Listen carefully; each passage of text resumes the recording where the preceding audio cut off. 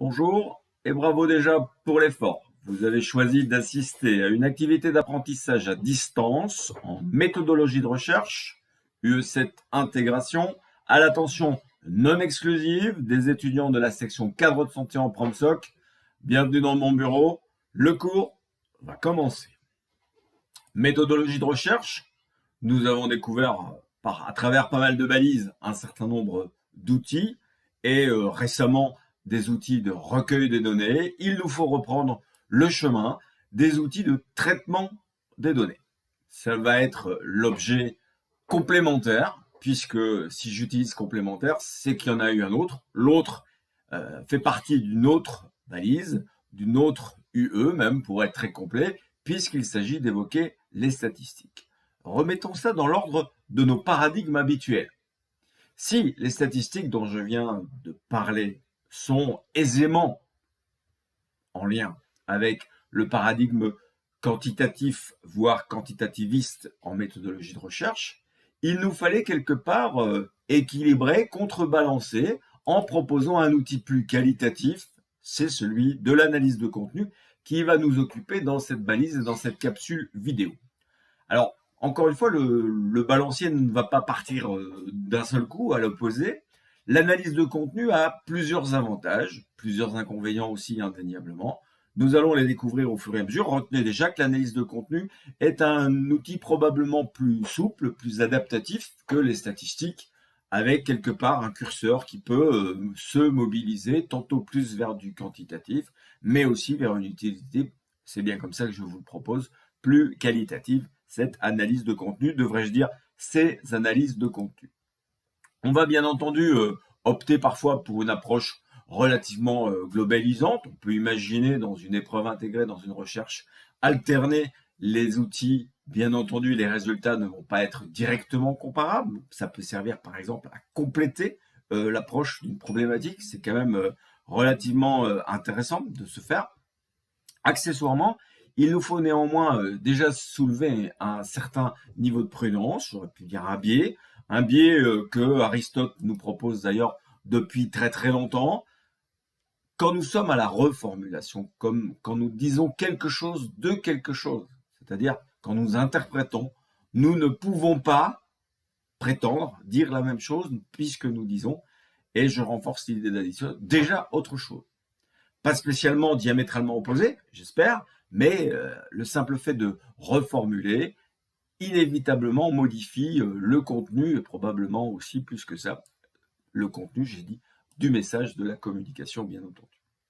Donc, comme je vous l'ai dit dans ma courte introduction, cette technique, donc cet outil de traitement des données qu'on appelle le ou les analyses de contenu, sont à la fois une approche qualitative, c'est ainsi que je vous la proposerai, mais on va aussi découvrir des possibilités plus quantitatives, encore une fois, à positionner dans le cheminement le plus rigoureux possible, j'aurais dû dire le plus méthodologique possible, de votre démarche, ici bien entendu beaucoup plus opérationnelle que conceptuelle. On va voir toutefois que mon propos peut être limité parce que l'analyse de contenu, vous l'avez déjà utilisé, je soulignerai un tout petit peu plus loin. Caractéristique ici évidente qui justifie qu'on polarise un peu plus l'analyse de contenu du côté du qualitatif, c'est que le matériau, donc les données, sont essentiellement, voire uniquement, d'ordre qualitatif. Inévitablement, on va retrouver des outils de recueil de données tels que l'entretien, surtout si cet entretien est clinique, bien entendu. On peut aussi rajouter des documents, y compris des documents très personnels, comme des lettres, des récits de vie, on a pu dire dans une autre méthode, ce que j'appelle ici un témoignage. Ça veut dire des narrations, quelque part, qui sont très subjectives et en soi peuvent être considérées comme un matériau qualitatif.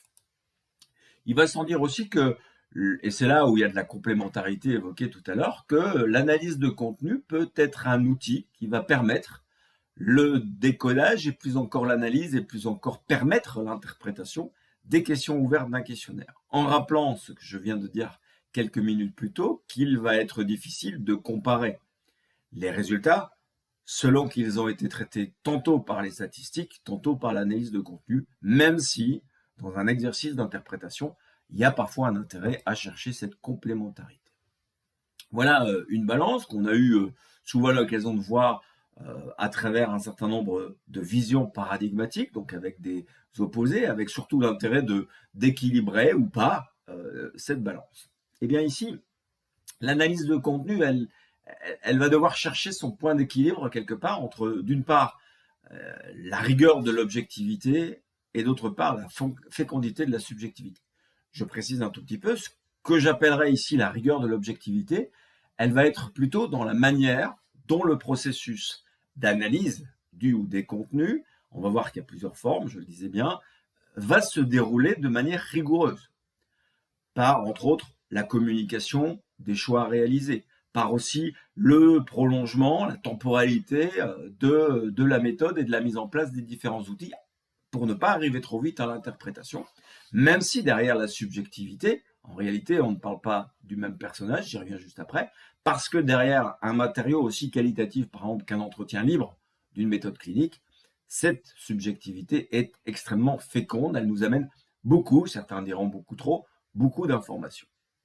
Je reformule quelque part, puisque entretien, document, lettre, question ouverte, on est bien sur des possibilités d'ouverture à recevoir, à accueillir, j'aurais dû dire, les propos des autres, des interviewés, des personnes qui vous ont confié une lettre, par exemple. C'est-à-dire que la fécondité vient de leur subjectivité et quelque part, elle va être contrebalancée, cette subjectivité, leur subjectivité, par votre objectivité ou en tout cas votre rigueur telle qu'on va la découvrir dans la méthode que va suivre cette analyse de contenu.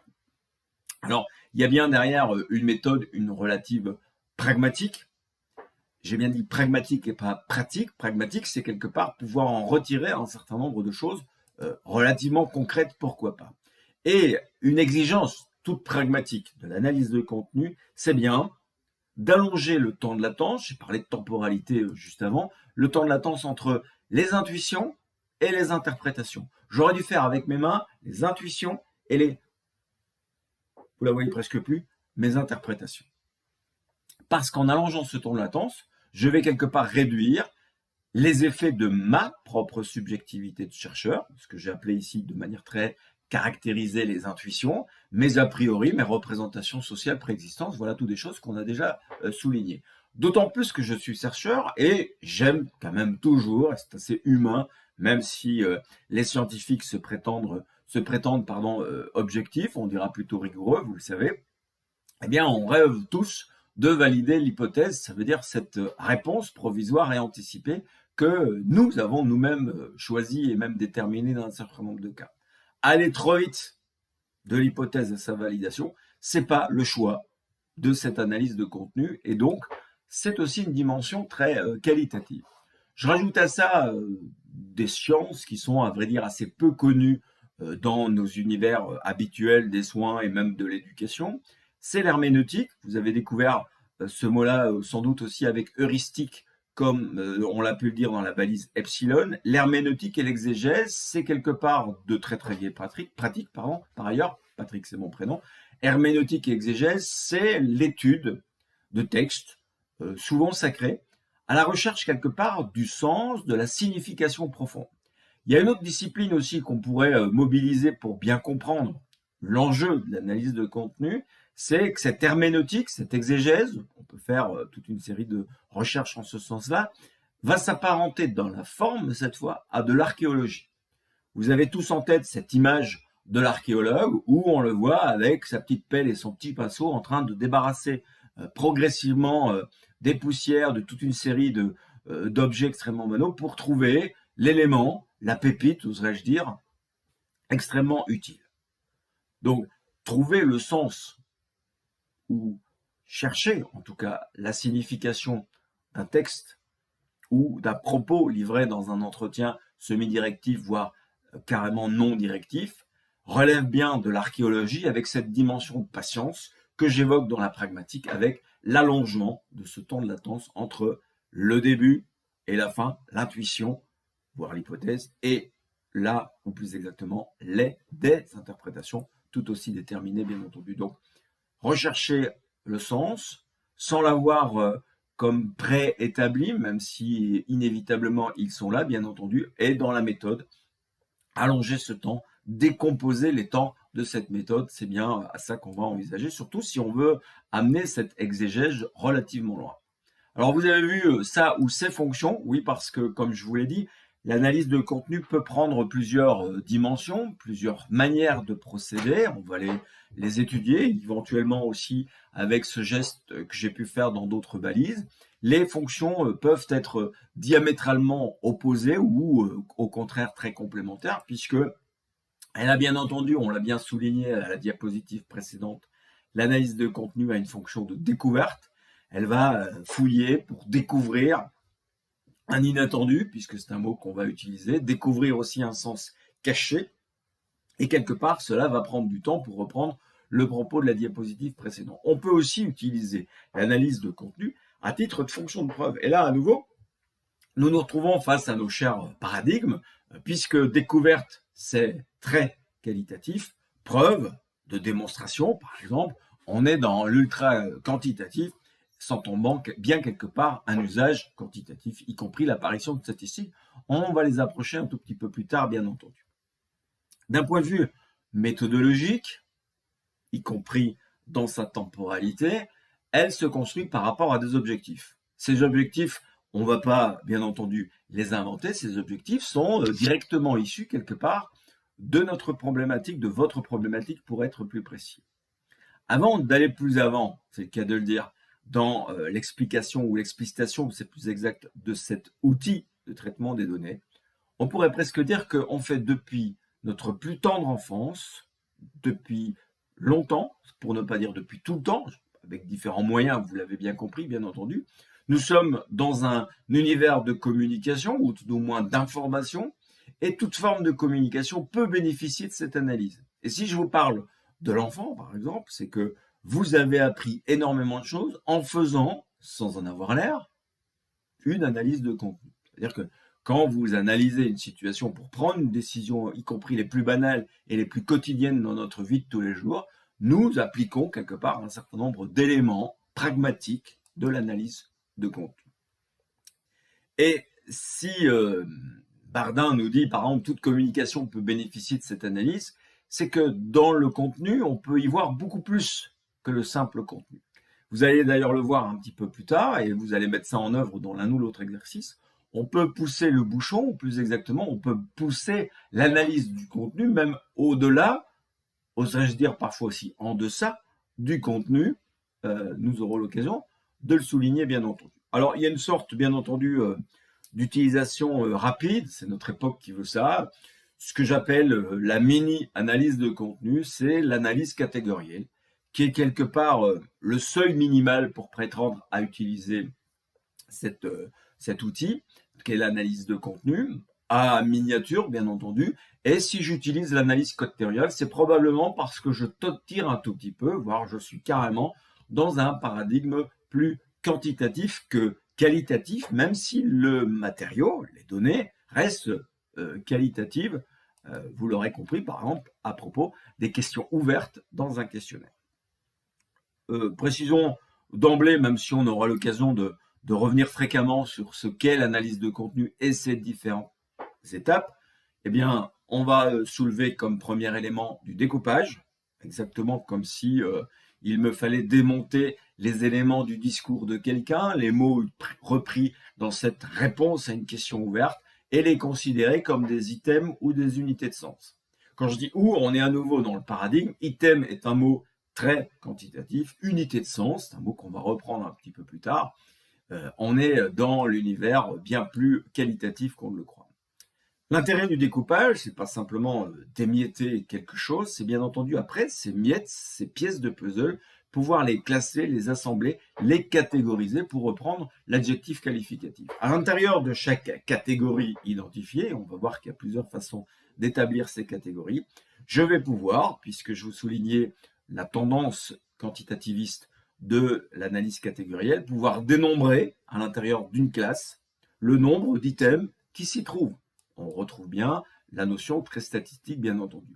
L'enjeu de ces trois étapes, ici présentées relativement sommairement, c'est bien entendu d'ordonner quelque part un désordre apparent, puisque la personne qui répond à une question ouverte, la personne qui répond à une interview ou qui vous a écrit quelque chose, un récit de vie par exemple, le livre dans une structure qui lui appartient. Rappelez-vous, le discours se construit lors de son élaboration aussi, surtout si ce discours est relativement spontané. Eh bien, il y a lieu pour le chercheur de réordonner quelque part, et vous savez, le biais qu'a souligné Aristote dans notre introduction. Pourquoi avons-nous appelé ça analyse catégorielle? Parce que l'intérêt de cette classification et de ces dénombrements va être de porter des étiquettes. Alors on va voir que la façon dont on pose une étiquette, le moment, puisque je vous parlais de temps tout à l'heure où on pose une étiquette, va être un indicateur du paradigme dans lequel on se trouve. Rappelez-vous aussi l'importance du lien, de la cohérence entre les différents moments de la recherche que vous envisagez de prendre pour votre épreuve intégrée. Je vais utiliser pour poursuivre la description de cette analyse de contenu deux exemples que je dois reconnaître relativement métaphoriques. J'espère que vous ne ferez pas trop vite de raccourcis, bien entendu. Alors, l'intérêt de la métaphore est bien entendu de faire part de quelque chose. Deux métaphores pour bien comprendre cette notion de contenu, c'est de partir d'un contenant. Deux contenants, le sac, la poubelle. Vous n'allez pas comprendre que j'identifie le sac à main des dames à une poubelle. Dans les deux cas, ces objets en contiennent d'autres que je peux bien entendu vider, le sac comme la poubelle, classer ces différents éléments repérés, les classer, ça veut dire leur donner une étiquette, je le disais juste avant, et là on peut imaginer, en ayant vidé un sac ou une poubelle, qu'on peut les classer de différentes manières. Je suis certain que pris séparément, un étudiant et un autre ne va pas catégoriser les éléments présents dans ces deux contenants, pour reprendre le mot de tout à l'heure. Alors, il faut savoir qu'au-delà de la métaphore que j'utilise ici, c'est qu'il y a eu des études qui ont donc forcément utilisé l'analyse de contenu, qui se sont portées sur qu'est-ce qu'on trouve généralement dans les sacs à main des dames et qu'est-ce que ça indique, comme d'ailleurs pour les poubelles. C'est pour ça que j'ai pris ces deux exemples-là, parce qu'ils se rejoignent quelque part sur l'expression de notre identité, particulièrement en termes sociologiques. Parenthèse fermée. Je vide les deux contenants, j'en relève donc un certain nombre d'éléments que je vais classer, catégoriser, je pourrais plus dire aussi, dans un certain nombre de boîtes. C'est important de retenir ce premier terme de boîte, même si ça vous semble d'une grande banalité, c'est pour bien me faire comprendre. Donc, je prends un objet qui sort du sac, je le regarde, je le considère, je l'analyse et je vais le placer dans une boîte. Et un autre objet qui va s'y apparenter, j'y reviens juste après, je vais le placer dans la même boîte. L'enjeu est bien entendu de mettre des étiquettes sur ces boîtes. Et on va voir que le moment que je vais choisir et les termes que je vais choisir pour étiqueter ces boîtes va être aussi révélateur du paradigme auquel je me réfère majoritairement, bien entendu. Alors, une étiquette peut être mise avant ou après. On poursuit et on va d'ailleurs compléter un tout petit peu la dimension. Il n'y aura pas que des boîtes dans l'analyse de contenu, surtout si vous partez du côté du paradigme qualitatif, celui de la découverte, bien entendu. La méthode, je la complète. Réaliser un découpage, donc émietter, je disais tout à l'heure, en items ou en unités de sens, procéder à un inventaire. Alors, il y a plusieurs manières de faire l'inventaire, compter, bien entendu, mais aussi parfois se demander si un objet, un item, une unité de sens peut bien faire unité avec un autre item. C'est bien entendu tout l'exercice de la catégorisation qui va être la clé d'analyse et donc quelque part d'interprétation. Si je suis dans un univers relativement quantitatif, pourquoi pas coder, donc la codification, c'est entre autres donner une étiquette qui va quelque part être générique pour l'ensemble des items et des unités de sens qui vont se retrouver dans la même boîte. Je vous ai promis creuser ça un petit peu plus avant, bien entendu. Et donc aussi de permettre, in fine, une interprétation. Si je dis in fine, c'est pour encore une fois rappeler que le temps, même si ici ça paraît relativement court, vous allez voir qu'on va pouvoir décomposer ces étapes-là par la suite pour bien montrer que la pragmatique très temporalisée, retardée, oserais-je dire, permet quelque part d'équilibrer l'hyper-subjectivité ou plus ou moins le caractère hautement qualitatif de certains contenus. Rappelez-vous ce qu'est un entretien libre, par exemple. Alors, les objectifs, bien entendu, de ces différentes étapes, est bel et bien de différencier les idées entendues dans un entretien, récoltées dans un contenu plus écrit, par exemple, pour pouvoir différencier les idées. J'aurais pu parler de mots-clés, par exemple, plutôt que d'évoquer celle d'unité de sens. Ça se rejoint un tant soit peu. Deuxième objectif, abandonner les éléments non pertinents. Alors là, bien entendu, il y a un enjeu non négligeable parce que ce que je vais décider, plus ou moins arbitrairement, si vous m'avez entendu, plus ou moins arbitrairement, va inévitablement révéler mon caractère méthodologique, ma rigueur, bien entendu, qui va me permettre ou pas d'abandonner un élément dit non pertinent. Alors, les éléments de pertinence sont bien entendu liés à la problématique, aux objectifs de l'analyse de contenu ici, qu'on est occupé d'évoquer, parce que parfois, abandonner un élément non pertinent, c'est abandonner un élément pertinent dans une autre approche avec le même contenu. Je vous disais tout à l'heure que face au même contenu, nous n'avons probablement pas la même lecture, la même analyse et donc la même interprétation.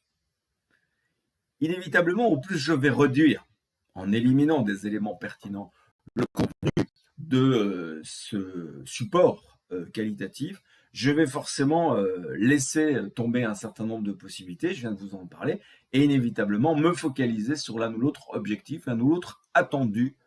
Voilà 2 fois que j'utilise ce terme, et c'est pas fini. Donc, dès que je vais réduire le contenu en fonction des objectifs de la recherche, cette fois de la problématique, eh bien, je tends inévitablement avec un outil qualitatif vers une analyse plutôt quantitative, bien entendu. On peut aussi avoir comme objectif de regrouper les unités en noyaux de sens. Je vais reformuler ça un tout petit peu plus tard et vous allez le mettre en œuvre dans un exercice. Les unités de sens, on va voir qu'il y en a plusieurs sortes. On pourrait de manière, et c'est d'ailleurs une manière de procéder, prendre tous les mots du discours de l'autre et les rassembler, les regrouper, les catégoriser, pour reprendre le mot de l'analyse catégorielle, en noyaux de sens. Quelque part, un noyau, c'est un ensemble d'unités qui sont soit strictement identiques, ces unités, soit très très proches, voire synonymiques, puisqu'on parle de mots et on en reparlera.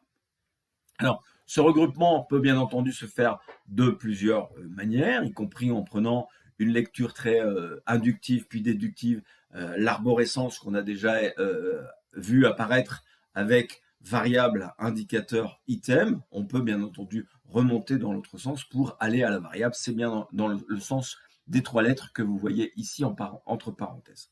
On peut bien entendu aussi, et c'est d'autant plus intéressant face à un entretien peu directif, voire pas directif du tout, c'est transversalement à l'enquêter. Ça veut dire, sur le discours, surtout si ce discours est long, je vais pouvoir repérer l'accroissement, par exemple, d'une catégorie, ou au contraire sa décroissance, y compris sur le plan quantitatif. Ce qui est relativement intéressant, vous l'avez compris, même si ça peut vous inquiéter parfois, c'est que c'est un outil multifonctionnel. On aurait pu appeler ça le couteau suisse, à l'opposé quelque part de la statistique qui est beaucoup plus cadrée, canalisante, si je puis dire. Si je poursuis cette analyse de regroupement en regroupement, donc je peux regrouper à l'intérieur de chacune des notions considérées comme variables. Je peux regrouper aussi à travers l'enquêté, la même personne, mais bien entendu aussi, si j'ai plusieurs personnes et donc un échantillon, je peux bien entendu regrouper à travers plusieurs échantillons. C'est d'ailleurs ce que font souvent certains étudiants, particulièrement sur des petits échantillons, puisque dès que les échantillons vont être beaucoup plus importants, pour ne pas dire imposants, l'analyse de contenu va quand même être beaucoup plus compliquée, mais peut encore s'imaginer, je le disais tout à l'heure, sur des questions ouvertes à un questionnaire. Le super objectif, vous savez que j'aime bien cette appellation, le super objectif, voilà pourquoi j'utilise le caractère gras, c'est bel et bien d'élaborer des catégories de sens. Ces boîtes qui vont être étiquetées et donc qui vont faire catégorie de sens. Donc, on va revenir fréquemment sur cette notion de catégorie et on peut trouver une utilisation très quantitative à cette idée de catégorisation, puisque c'est un des enjeux de la méthode différentielle. Je vous renvoie vers la balise qui s'y rapporte, bien entendu. La façon dont les catégories sont élaborées et ce qu'elles disent, et même quelque part aussi leur nombre, voire leur diversité, est quelque part un élément hautement significatif du paradigme auquel se réfère votre démarche. Ces catégories de sens, puisqu'on va reprendre des notions paradigmatiques, peuvent être tantôt prédéterminées, ça veut dire a priori. Inévitablement, dès qu'on utilise la notion d'a priorisme, c'est qu'on est dans un univers bien plus quantitatif que qualitatif, bien entendu, mais elles peuvent aussi se construire et être construites donc a posteriori, et là, inévitablement, on est reparti vers le paradigme plus qualitativiste, si vous préférez. On peut même utiliser, je le redirai à quelques reprises, les deux procédés, quelque part. Imaginer des catégories avant et imaginer des catégories après, dans un second temps. Bel équilibre, quelque part, on pourrait presque se taper au milieu de ce fameux continuum qui va du quantitatif au qualitatif. Et ou, si vous prenez que des catégories déterminées à l'avance, vous êtes clairement dans l'univers quantitativiste. Si vous êtes uniquement dans la construction a posteriori, vous êtes dans l'ultra qualitatif, qualitativiste, j'aurais dû dire, mais je viens de le dire, vous pouvez composer entre ces deux univers, pourquoi pas, et à juste titre. D'ailleurs, les mots vont nous aider à bien comprendre les choses. Vous l'aurez compris, je vous parlais tout à l'heure d'une mini-analyse de contenu qui était appelée l'analyse catégorielle. J'ai déjà utilisé plusieurs fois le mot classer, classifier, catégoriser. La notion de catégorie est une clé indispensable à comprendre pour pouvoir utiliser l'analyse de contenu. Je vais donc reformuler un certain nombre de choses pour bien montrer qu'elles sont importantes. Donc, insister sur un point peut se révéler formateur. Donc, les catégories, plusieurs manières de les élaborer, soit en amont, a priori si vous préférez, en amont.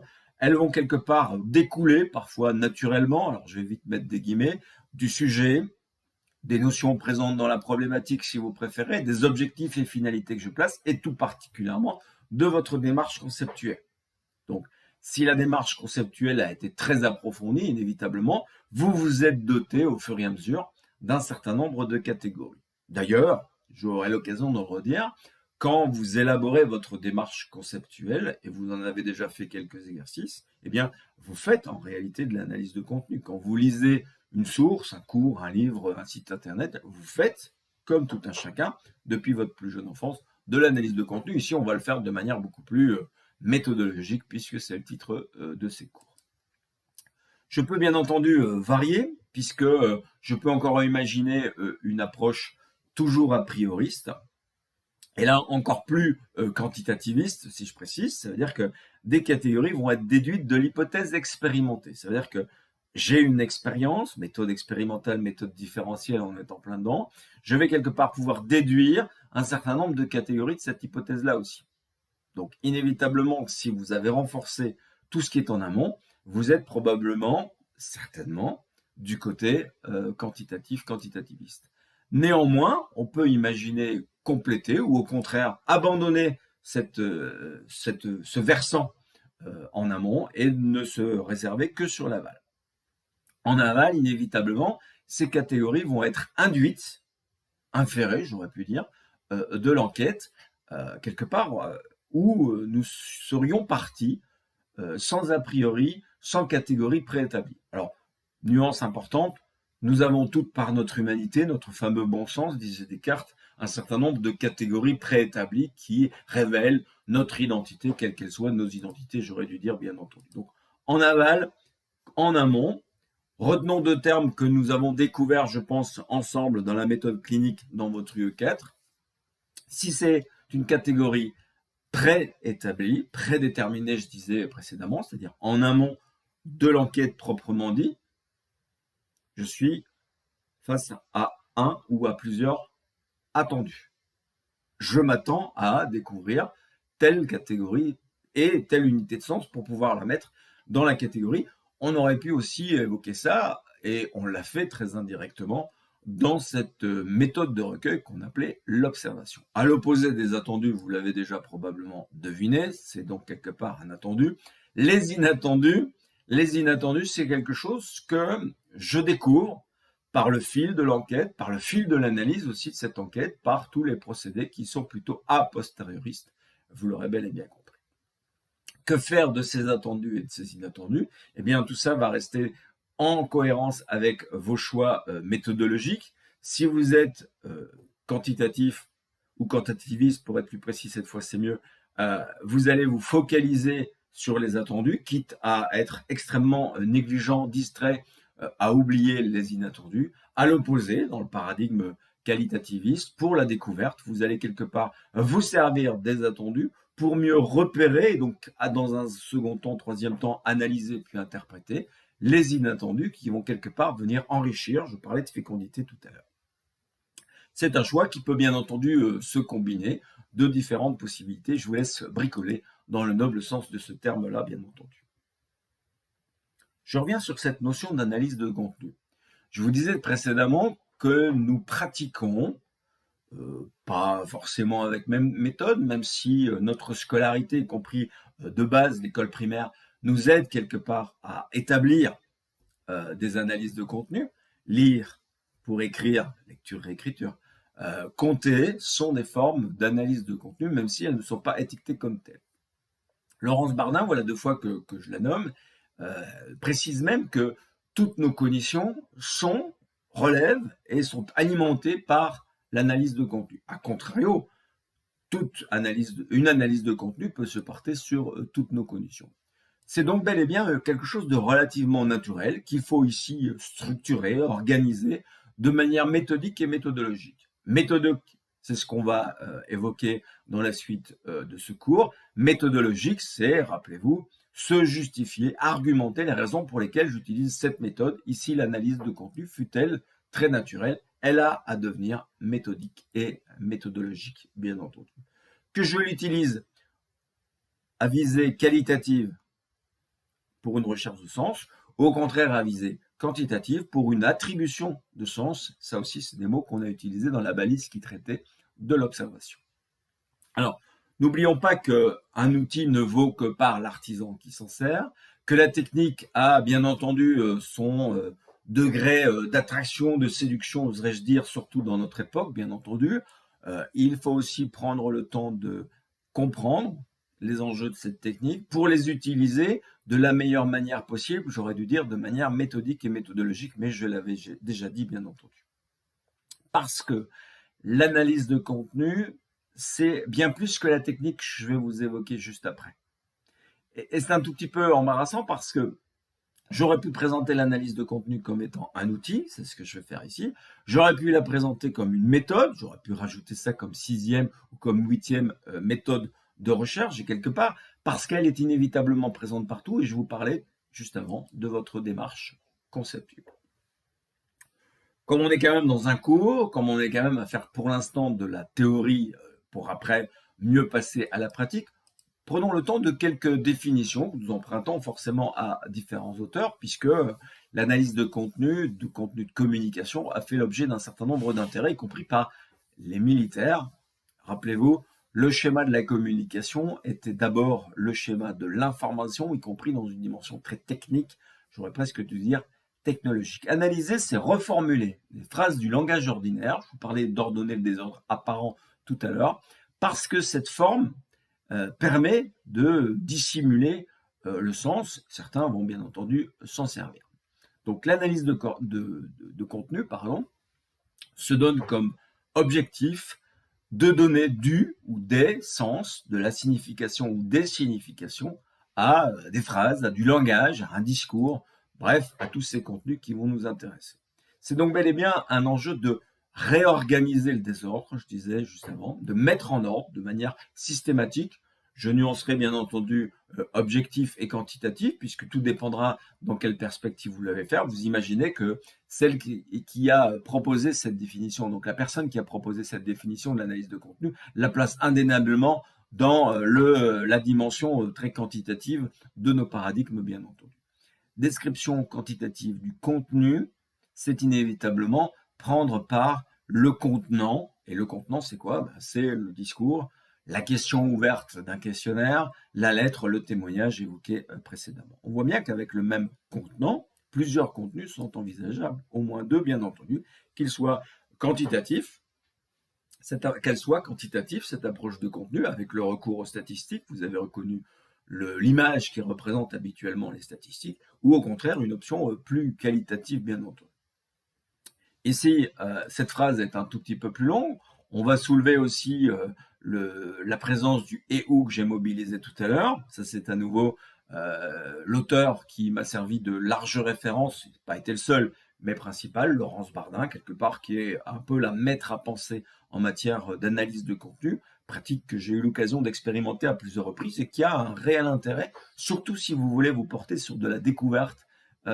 Néanmoins, elle exige un certain degré de systématique, voilà un autre mot que j'ai souligné, et aussi elle va intégrer cette approche et cette procédure très systématique d'étudier, d'analyser, de faire rentrer quelque part les conditions de production du message. Elle rajoute même, entre parenthèses, et de réception, on a évoqué ces éléments-là dans la conduite d'un entretien, et Dieu sait si ça va être utile de collecter ces informations liées et au contenu, mais aux conditions, au contexte dans lequel ce contenu a été produit, puisqu'il a quelque part une influence.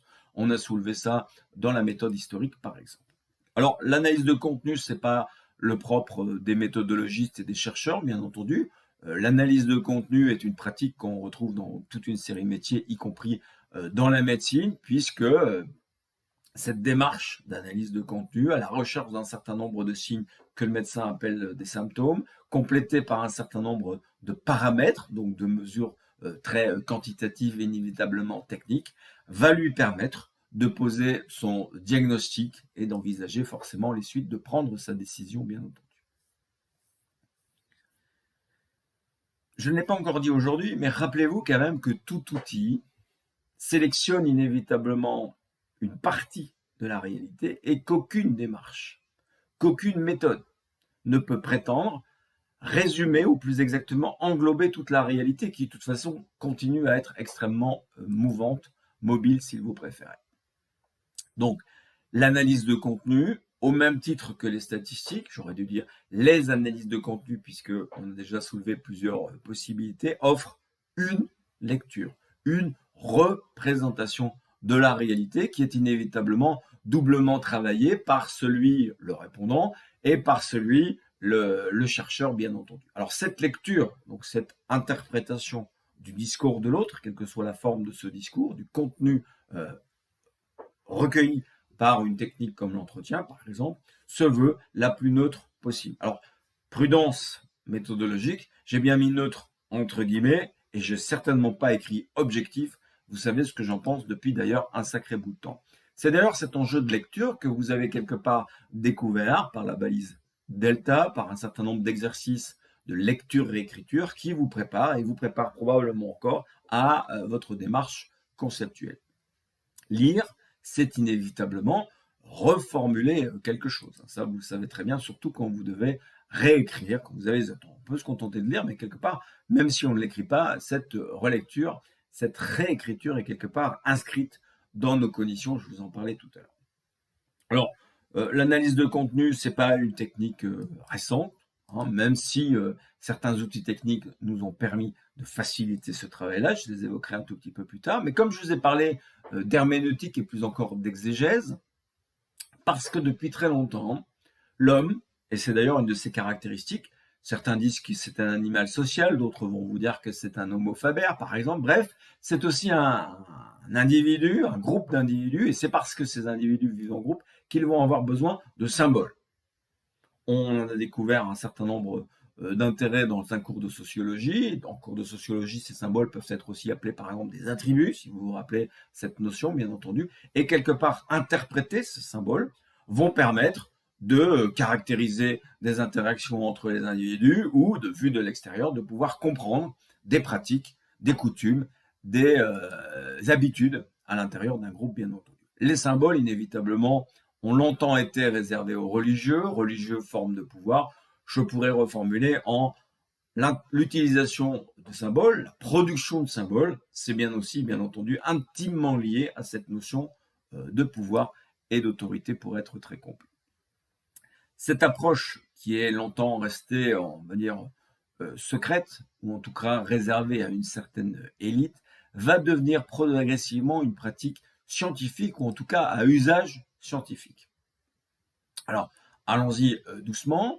Je vous rappelais précédemment que Weaver et Shannon nous ont proposé un schéma de l'information qui allait après quelque part être enrichi, édulcoré, recyclé aussi par les psychologues de tous bords pour aboutir au schéma de l'information et de la communication. Eh bien, une des premières utilisations scientifiques ou quasi scientifiques en tout cas, va être mise en œuvre pendant la Première Guerre mondiale pour quelque part décrypter, étudier les messages de propagande. Alors, on parle souvent de la Première Guerre, de la Grande Guerre, comme certains l'appellent, par son nombre de morts, par la guerre des tranchées, mais il y a aussi une guerre de l'information qu'on appelait à l'époque la propagande. Ça veut dire tenter d'influencer les idées en mobilisant un certain nombre de contenus, de messages, si vous préférez. La sociologie, par la suite, va s'y intéresser, puisque propagande, c'est influencer des groupes et donc quelque peu des personnes.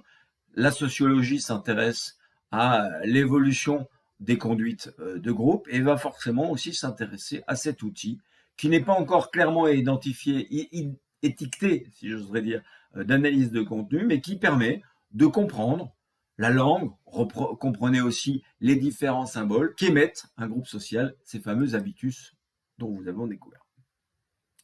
Ceux qui sont considérés, et ça c'est peut-être un auteur que vous avez déjà rencontré, comme les pères fondateurs de l'analyse de contenu, tel que je vous vois la présenter et qui a été largement conceptualisé par Laurence Bardin, je vous l'ai dit tout à l'heure, c'est Berelson et Lazarsfeld, qui vont quelque part utiliser le même genre de procédé qu'ici pendant la Première Guerre mondiale. Alors, c'est plus la guerre, quoique c'est quelque part une guerre plus moderne, différente dans sa manière, différente dans les contenus, puisque la presse, et particulièrement la presse lors des campagnes électorales, va être un moment, une veine d'études et particulièrement d'application de l'analyse de contenu, bien entendu. Cette analyse de contenu, pour Lazarsfeld en particulier, permet d'identifier que sont, voire qui sont les leaders d'opinion, c'est-à-dire les groupes sociaux ou les personnes ou les personnages, dit-on, qui permettent d'influencer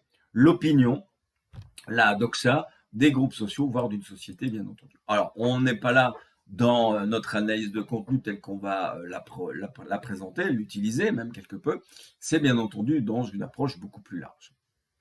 Inévitablement après, les sciences évoluent au gré de la société dans laquelle elles inscrivent leur utilité et inévitablement l'approche très quantitative va prendre à certains moments le dessus avec cette perspective de compter, de dénombrer, d'inventorier, y compris très quantitativement, le nombre de mots qui apparaissent dans le discours de quelqu'un.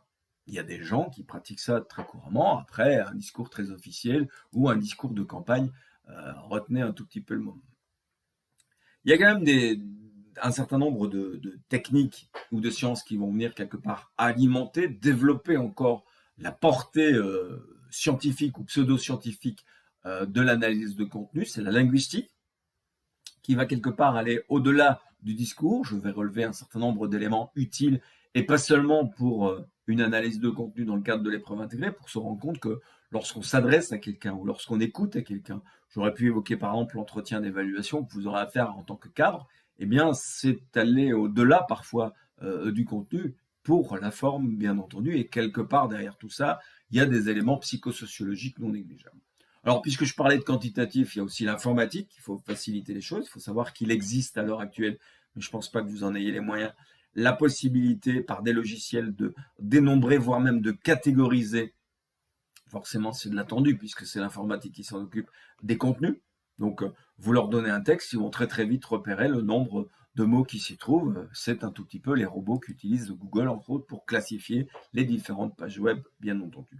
La sémiologie, qui est une discipline qu'on retrouve y compris dans la médecine, que je vous décrivais dans une diapositive précédente. La sémiologie, c'est ce qui se base sur les signes, que ces signes sont appelés symptômes ou pas d'ailleurs, mais l'image du médecin que vous connaissez bien permet de mieux comprendre.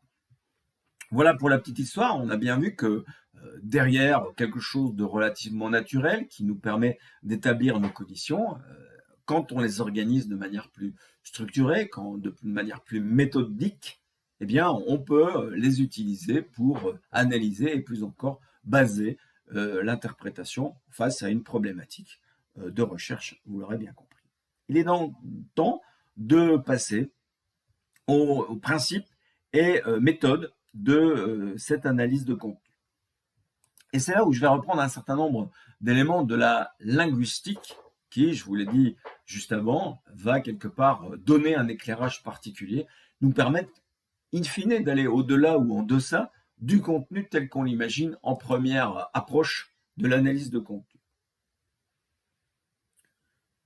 Quand nous prononçons un discours, alors là je suis occupé d'en faire un en plus devant une caméra, je suis dans le langage.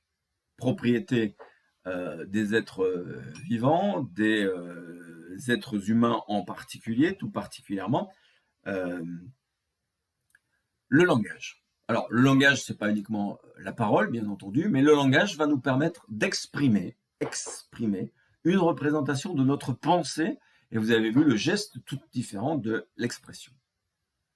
La parole, c'est donc un effort pour expliciter cette représentation de ma pensée.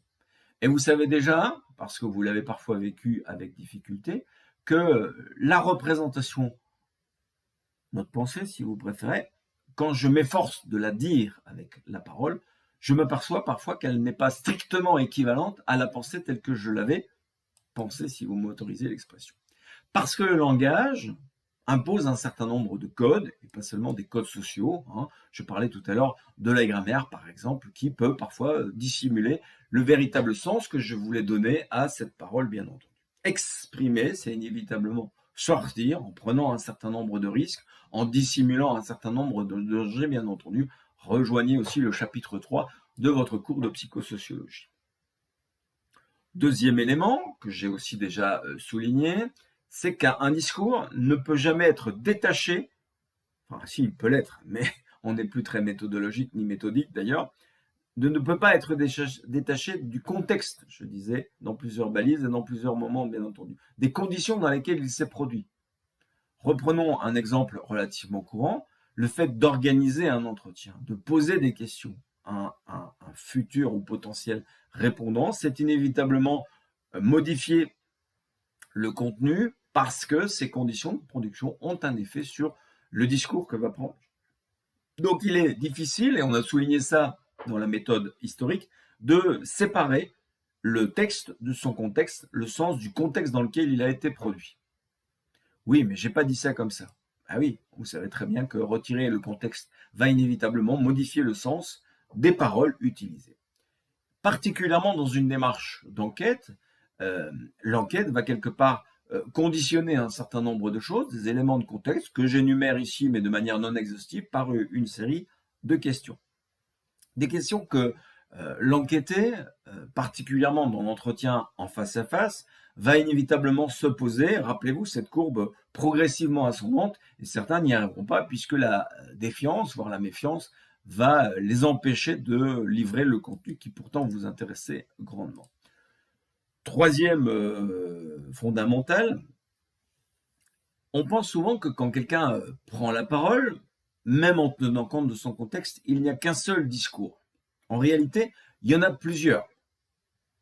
Vous avez peut-être vécu des circonstances qu'on peut imaginer diamétralement opposées, puisque si je parle de discours, j'aurais dû parler de dialogue, même si l'entretien de recherche n'est pas forcément un dialogue, on l'a largement souligné, mais on peut imaginer une série de circonstances où, d'une part, on serait face à un monologue, ça veut dire que la personne en face de vous parle toute seule, sans tenir compte de votre présence, ou au contraire, va utiliser cette occasion, cette condition, cette circonstance de l'entretien que vous lui proposez pour mettre en scène un tout autre discours, bien entendu.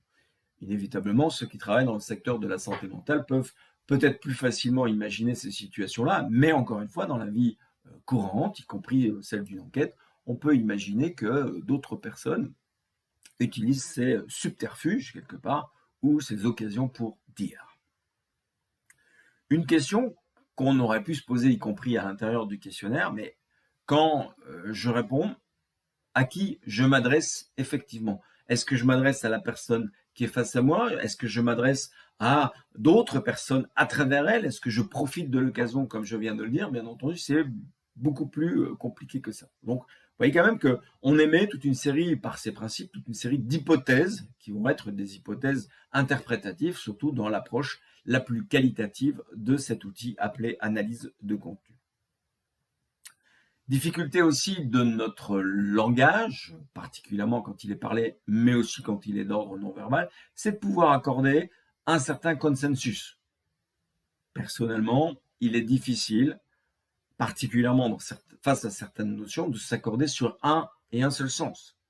L'équivoque est parfois même utilisé comme moyen pour dissimuler, voire influencer, ça revient parfois au même dans un certain nombre de circonstances. Donc, il est assez rare qu'un mot de la langue française, ou même dans d'autres langues, je l'imagine, n'ait qu'un seul et un seul sens, et que ce sens soit univoque.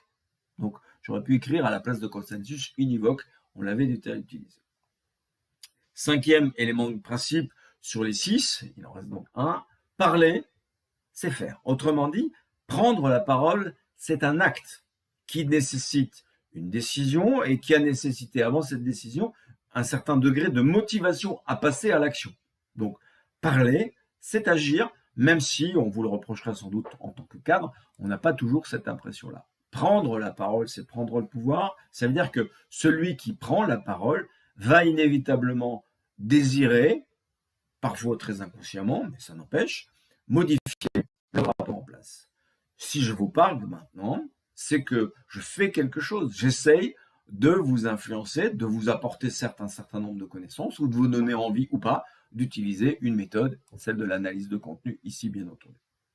Tout ça va se placer sur plusieurs niveaux dans l'acte de parole, et c'est là une des grandes apportées de la linguistique quelque part. Ça veut dire que la linguistique va quelque part aller au-delà du seul locutoire, puisque le premier tiré que vous avez vu apparaître, il est assez habituel quelque part.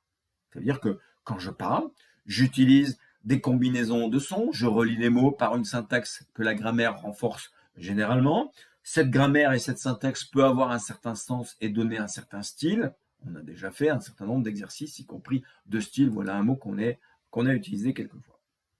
Dans l'acte de la parole, il y a forcément un aspect non négligeable que j'évoquais d'entrée de jeu, c'est que c'est bien et bien un acte. Je choisis de dire ou de ne pas dire, c'est quand même un acte quelque part de parole. Vous voyez parfois le déplacement qu'une personne, et on voit qu'elle a envie de parler, ça veut dire qu'elle dit quelque chose avant même d'avoir énoncé un mot illocutoire. Voilà pourquoi on justifie cet adjectif. Troisième niveau, perlocutoire, ça veut dire pendant l'élaboration du discours, nous nous posons régulièrement une question, puisqu'un discours peut être préparé, mais un discours aussi peut être adapté, voire même parfois très spontanément. On a pu le voir dans la conduite d'un entretien, bien entendu. On peut imaginer toute une série de configurations, mais soulignons dans le perlocutoire, en tout cas, une production en temps réel. Celui qui parle s'entend aussi parler et peut parfois modifier un certain nombre de choses, y compris par rapport au discours initial. Il y a eu de grands événements en ce sens-là, bien entendu. Et in fine, on peut se poser la question, que s'est-il produit? Puisque parler, c'est faire, c'est qu'avant et après, il y a inévitablement quelque chose qui a changé. Bien entendu, tous ces éléments vont se retrouver dans les analyses de contenu que je vais vous proposer, puisqu'on peut très très bien retrouver 3 niveaux par la suite, y compris de manière très pratique, on aura l'occasion d'y revenir. Et puisqu'on est déjà dans le perlocutoire, je vous ai dit tout à l'heure, au-delà ou en deçà. Le en deçà, c'est probablement ce qui relève de l'illocutoire, ce qui le précède, bien entendu. Mais parler, c'est aussi, on utilise parfois le terme de métacommunication ou de métamessage, ça veut dire ce que je veux dire au-delà du seul discours que j'utilise, qui veut tantôt être renforcé par mon non-verbal, puisque vous me voyez de temps en temps imaginer. Il va de soi que cette dimension du métamessage est encore plus difficile à analyser, plus exigeante méthodologiquement à interpréter, vous l'aurez bien compris. Donc un certain nombre de ces éléments méta sont de l'ordre de l'inconscient pour celui qui les a produits, comme chacun toutefois qui aura l'occasion de prendre la parole. Voilà pour les fondamentaux. Il est temps de penser à des éléments pratiques, ou en tout cas en vue d'une pratique de l'analyse de contenu. On va décomposer, on est bien dans un cours de méthodologie, les différentes étapes qui mènent à une analyse de contenu ou à plusieurs analyses de contenu. 3 étapes qu'on va inévitablement décomposer, puisque je vous le disais tout à l'heure, quitte à faire disparaître ma main, encore une fois, c'est un processus relativement long. Et d'ailleurs, ce prolongement peut parfois faire rebuter un certain nombre de personnes à utiliser l'analyse de contenu, alors que la statistique va quelque part beaucoup plus vite, beaucoup plus automatique. 3 étapes donc que je vais citer: la pré-analyse, on va voir que c'est un élément utile, on a déjà évoqué ça dans la méthode historique, l'exploitation proprement dite du matériel, et en fin de compte, on ne le fait pas juste pour l'exploiter, ce matériel, pour en retirer un certain nombre d'éléments d'interprétation, avec ou non inférence au sens statistique du terme d'ailleurs. Ce qui va nous occuper un certain temps, c'est, et en premier lieu, la pré-analyse, qui va elle-même poursuivre 3 objectifs. C'est pour ça que je faisais allusion juste avant à la méthode historique, puisqu'on les avait effleurés dans cette méthode historique.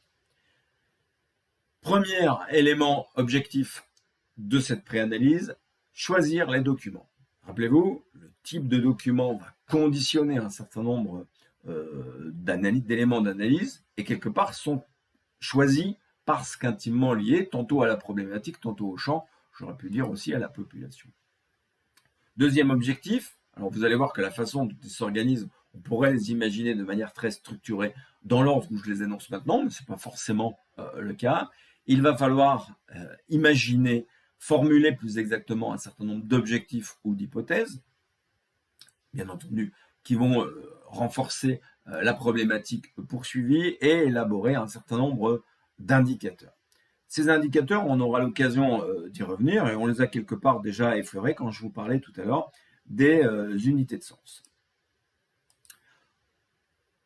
Je vous le disais aussi, ces 3 objectifs, et c'est pour ça que j'ai plutôt écrit objectif que étape, parce que sinon on se serait dit il faut d'abord que je choisisse ça. Il y a, vous l'avez vu par l'apparition des flèches, un certain nombre d'interactions entre ces différents éléments que nous allons sommairement décomposer à l'intérieur. Bien souvent, le choix des documents, le choix du support de contenu, du contenant, puisque j'ai utilisé le mot tout à l'heure, se fait le plus souvent a priori. Alors, l'a priori est clairement identifiable dans un questionnaire, par les questions ouvertes que je l'évoquais tout à l'heure. Les documents, parfois, il faut composer avec. Je pensais trouver des choses très établies comme de la littérature. Je n'ai fait trouver que des correspondances, par exemple. On va inévitablement évoquer les différentes modalités dans le choix de ces documents. Pour la formulation des objectifs, c'est parfois a priori. Alors vous avez vu, je suis passé du souvent au parfois. Rappelez-vous la marguerite telle qu'on peut l'utiliser. Donc ça veut dire que c'est un peu moins souvent que le choix d'un document. Ça veut dire qu'un certain nombre d'objectifs et d'hypothèses peuvent être déterminés a priori et un certain nombre d'autres vont être issus de l'enquête elle-même, voire même de l'analyse de contenu à proprement dit. Il en est de même pour les indicateurs. Reprenons ça dans l'ordre, y compris pour leur donner des dimensions très méthodologiques, encore une fois. J'aurai l'occasion de le répéter. Dans la conduite d'un entretien, il y avait nécessité à retranscrire intégralement, et je le répéterai dans le découpage, parce que là, on va étudier la suite logique, la retranscription intégrale du discours de l'autre et même probablement aussi des interventions de l'intervieweur. Je pense que ça, c'est extrêmement important et vous aurez l'occasion de le découvrir dans un exercice. La première étape, quelque part, passer ce recueil des données. J'ai donc face à moi la réponse d'une personne. La réponse, parfois, qui va représenter un grand nombre de mots, puisqu'un grand nombre de temps, le cas de l'entretien libre est le super exemple en la matière. Eh bien, première phase de toute analyse de contenu, une lecture flottante. Si vous reprenez la balise delta, je vous ai dit exactement la même chose. Lire sans stylo, sans surligneur, sans post-it, avec les bras très très longs pour quelque part s'imprégner de ce contenu pour en quelque part y repérer un certain nombre d'éléments, mais pas trop vite. Revenons étape par étape. La première étape, choisir les documents. Et ces documents peuvent avoir plusieurs origines. Le panel est large, vous pouvez donc imaginer pas mal de choses. Le matériel est non connu par le chercheur. L'exemple type, c'est celui des lectures-réécritures, particulièrement le premier où je vous ai imposé un article pour un exercice, un autre pour un autre type d'exercice, bien entendu. Donc, le matériel n'est pas connu, vous devez donc y découvrir un certain nombre d'éléments qui va être base de votre analyse puis de votre interprétation. Deuxième élément, petit curseur qui se déplace, le matériel est rassemblé par le chercheur. C'est-à-dire que ces éléments préexistent à l'enquête, mais la volonté du chercheur est bien entendu de les rassembler. Un exemple qui a parfois été utilisé, de moins en moins d'ailleurs chez les cadres, c'est étudier un certain nombre, un échantillon j'aurais pu dire, de dossiers de soins pour étudier la dimension rôle propre dans les pratiques de soins, dans les pratiques infirmières pour être encore plus précis. Troisième niveau, le matériel est là bel et bien créé, il manque un petit accent, par le chercheur. Là, l'exemple type, c'est bien entendu le questionnaire ou la grille d'entretien et son guide qui va permettre d'organiser ce contenu au fil de son expression. On voit bien qu'on a trois univers différents. On peut faire et ou, bien entendu. Il faut quand même savoir doser l'effort quelque part. Il est très probable que dans votre démarche conceptuelle, vous soyez plutôt des deux premiers et dans votre démarche opérationnelle, vous pourriez être plutôt des deux derniers. Vous dites deux premiers, deux derniers, ça fait 4. Non, puisque vous avez que le point 2 a été dans les deux sous-ensembles. Néanmoins, il va falloir retrouver dans ces documents, quelle que soit leur origine, je dis bien, un certain nombre de règles communes. C'est des règles qu'on a déjà dit et répétées à plusieurs reprises quand on parlait de critères, quand on parlait d'objectifs, quand on parlait aussi même de variables ou d'items. Même dans les pratiques les plus quantitatives, on retrouve ce genre d'exigences parce qu'elles sont méthodologiques, transversalement, j'aurais pu dire. La règle d'exhaustivité, ça veut dire que j'ai à épuiser quelque part tous les documents, ou en tout cas, je ne suis pas sélectif dans la recherche. Donc, si je dis ou, c'est vraiment un ou exclusif. Ici, ça veut dire que, idéalement, je me voudrais exhaustif. Vous vous imaginez si, moi, prof de méthodologie, je vous obligeais à être exhaustif en termes de ressources de documents pour votre démarche conceptuelle, je ne pense pas que vous pourriez y parvenir. Même moi, je n'y parviendrais pas si je voulais le faire, bien entendu. L'autre enjeu, c'est celui de la non-sélectivité. Ça veut dire, je ne choisis pas les documents, les supports de discours qui vont dans le sens de mon hypothèse, qui serait le plus en faveur de celle-ci, vous l'aurez bien compris. Rappelez-vous ce qu'on a souligné dans la balise epsilon dans vos yeux précédentes. La non-sélectivité, c'est aussi pouvoir faire de la concurrence, la diversité, j'aurais dû dire, pour être plus précis. Deuxième règle, la règle de représentativité. Et inévitablement, si je parle de représentativité, c'est que je vais devoir sélectionner, même s'il y avait ce critère de non-sélectivité, mais quelque part d'échantillonner au sens le plus habituel du terme, y compris statistique. Je ne peux pas lire tous les dossiers de soins d'une unité de soins, voire d'un hôpital. Il va falloir que j'en prélève un certain nombre à visée représentative. Là, très clairement, on pourrait reformuler l'utilisation d'une table de nombres aléatoires, par exemple. Troisième, j'ai failli en sauter une, règle commune dans ce choix de document, l'homogénéité. Oui, si je reprends l'exemple des dossiers de soins, je ne vais pas tantôt prendre le dossier médical, dans l'autre cas, le dossier paramédical, et dans une troisième circonstance, le dossier patient dans toute sa globalité. Inévitablement, je vais déséquilibrer mes documents entre eux, et la comparaison, l'analyse va donc être extrêmement difficile. La pertinence, c'est inévitablement choisir le document qui est le plus à même de m'apporter, de me donner des données, quitte à répéter le même mot, utiles à l'élucidation de mon hypothèse, de ma problématique, si vous préférez. Après le choix des documents, ou en même temps, puisque vous avez vu tout à l'heure, ça interagit, puisqu'en cherchant un certain nombre de documents, vous avez probablement, vous aussi, revu un certain nombre de vos objectifs, de votre hypothèse, et votre problématique est inévitablement plus la même. Vous voyez que de temps en temps, on fait des passerelles entre l'outil analyse de contenu et l'utilisation que vous en avez déjà faite sans le vouloir. Ces objectifs, sont directement en prise avec votre problématique, avec les notions qui la constituent, en moindre mesure avec les personnes qui constituent la population et donc quelque part le champ de cette problématique. Que mettre en évidence? Et là, l'intérêt parfois va être de recourir à plusieurs outils. On va voir qu'on peut très bien décider de faire une mini-analyse de contenu et un peu déçu, probablement parce qu'on se pensait plus qualitatif et pas assez quantitatif, on va pousser le bouchon un tout petit peu plus avant, bien entendu. Je vous remets donc à l'occasion l'intérêt quelque part d'équilibrer ou pas les deux plateaux de la balance entre la subjectivité et l'objectivité, même si elles sont indéniablement présentes, sinon c'est plus une balance. Je pense que dans la plupart de vos démarches, si vous optez pour une analyse de contenu, et je vous rappelle que vous faites de l'analyse de contenu votre démarche conceptuelle, il est prudent que ces objectifs, et quelque peu les hypothèses qui en découlent, les objectifs ne soient ni trop fermés, ni trop ouverts. Rappelez-vous, je viens de faire le geste avec mes mains, c'est celui de l'entonnoir. Parce que si vos objectifs sont trop fermés, la technique utilisée va être très fermante quelque part et vous êtes dans une certaine forme de réductionnisme.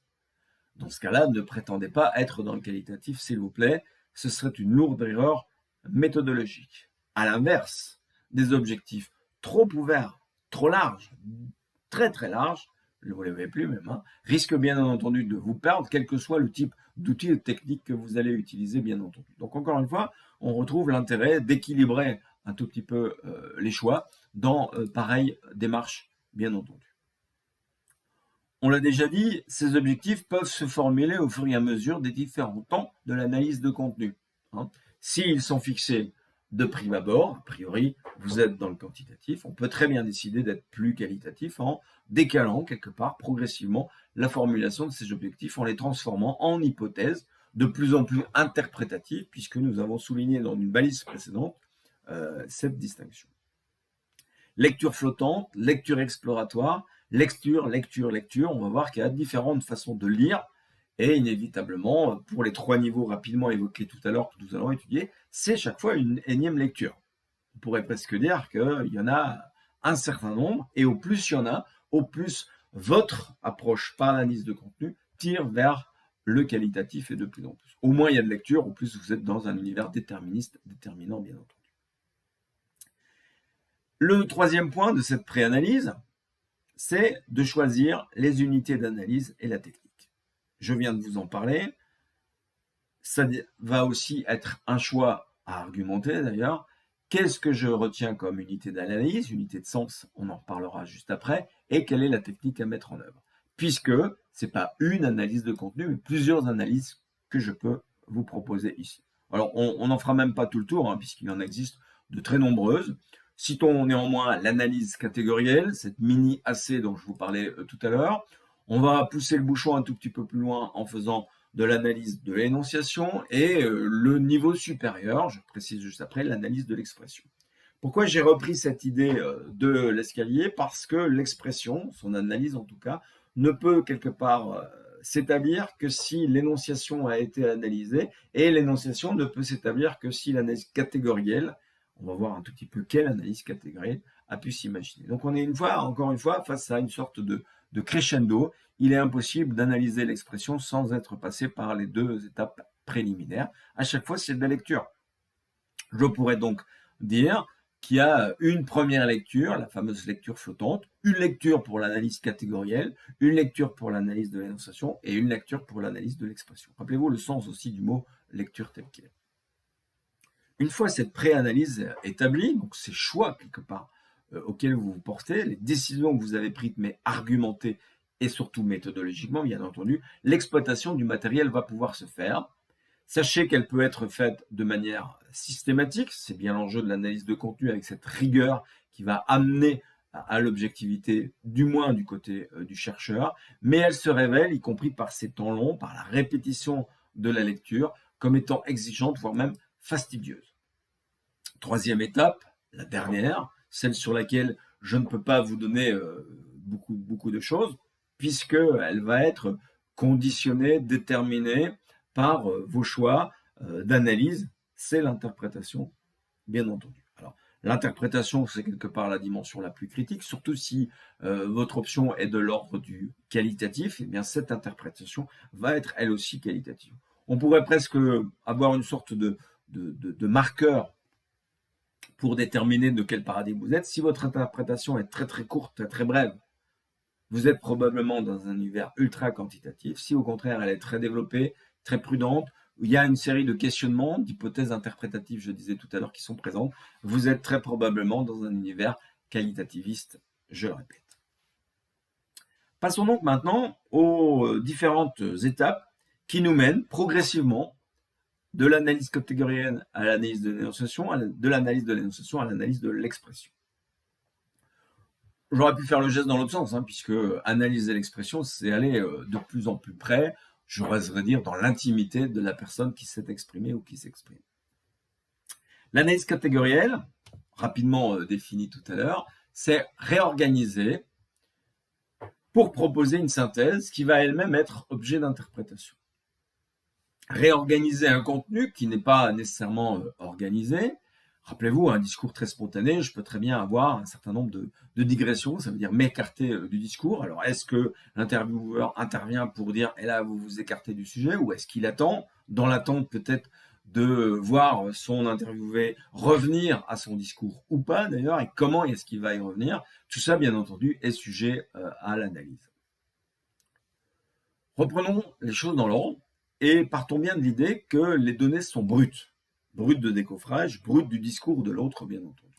Brute, cette brutalité, vous allez la retrouver dans la retranscription intégrale qui va être une représentation de la réalité de votre problématique ou de l'une de ces notions, bien entendu. Une représentation, j'aurais dû dire la représentation de l'individu, si on est dans la méthode clinique.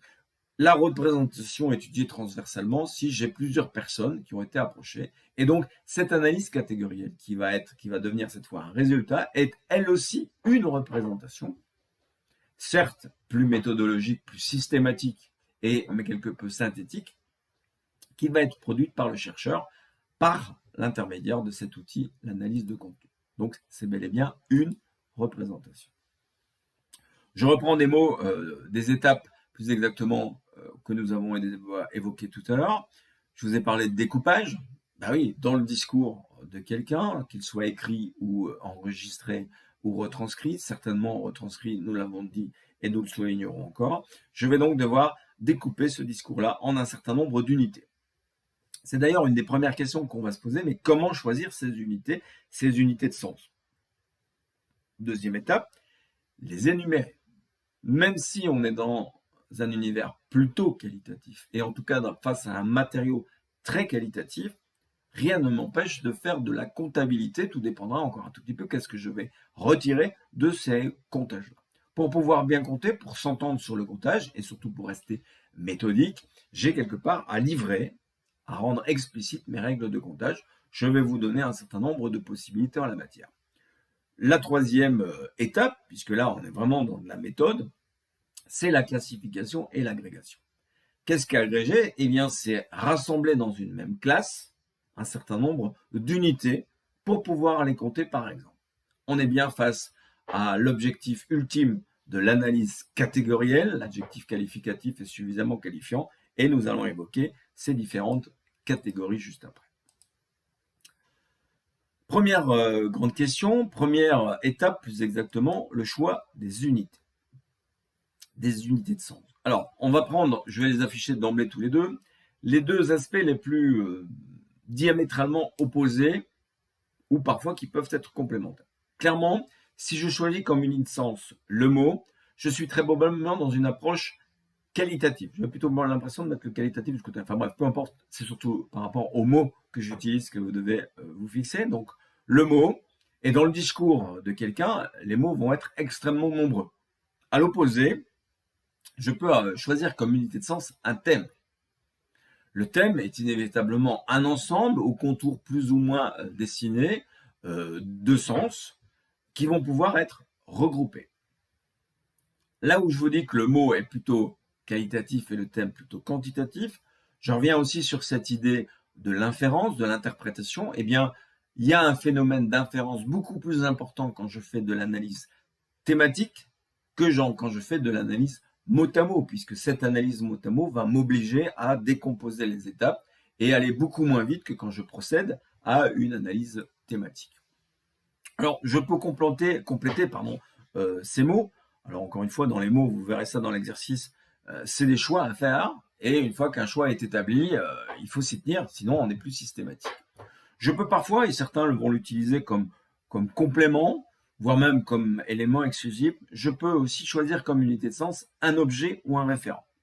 Ce référent peut parfois même être aussi une personne, j'aurais dû dire un personnage, et inévitablement, dès que vous rajoutez des éléments de cet ordre-là, c'est où vous êtes très probablement dans une forme de réductionnisme. Alors ne le prenez pas nécessairement de manière péjorative. Si vous utilisez l'analyse de contenu dans le cadre d'une méthode quantitative, je n'ai pas d'objection par exemple. Si vous relevez tous les éléments qui concernent directement ou indirectement un personnage clé, par exemple dans une unité de soins, le chef, ça peut avoir un certain sens dans un certain type de recherche, bien entendu. Vous avez d'ailleurs dans le support de cours un certain nombre d'exemples courtement suggérés, bien entendu. L'objet, la personne, l'événement. On aurait pu dire que le référent, qu'il soit personne ou événement, sert quelque part de grille de repérage des unités de sens à l'intérieur du contenu, du discours de l'autre ou des autres, bien entendu. Rajoutons deux éléments annexes, je devrais dire.